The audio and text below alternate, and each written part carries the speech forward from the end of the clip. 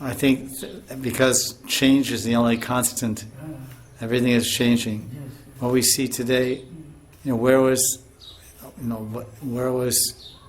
there was a whole civilization living in Egypt, in the middle of the desert, thousands of years ago. But where are they? We don't see them. We don't see their buildings.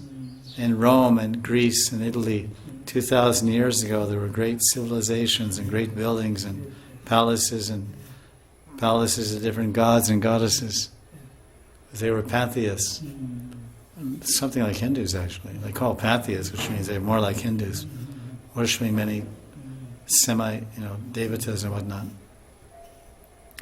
But you don't see any visible remnants. A few things here and there become a tourist attraction. So things come and go.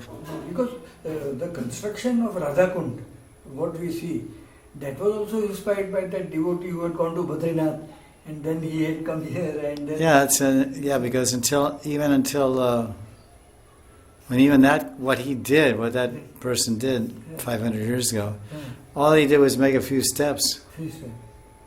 Didn't do much, because the actual steps that you see now around Radhakund were put there in 1870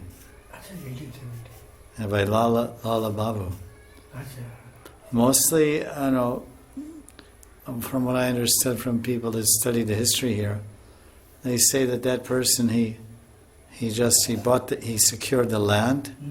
The land was purchased from the Mughal emperor, and a deed was given in the name of Das Goswami, which he passed on to Jiva Goswami. And it was all the land. So basically, he secured the land around the kunds and the Radha, because it was just some farmer's property. So he secured the land and the kunds, and then what he did, I don't know what he did. Maybe they just dug out with shovels and something, made the kunds a little bigger. Because there is some history of the development of the kunds, I remember hearing. So they become bigger over the years.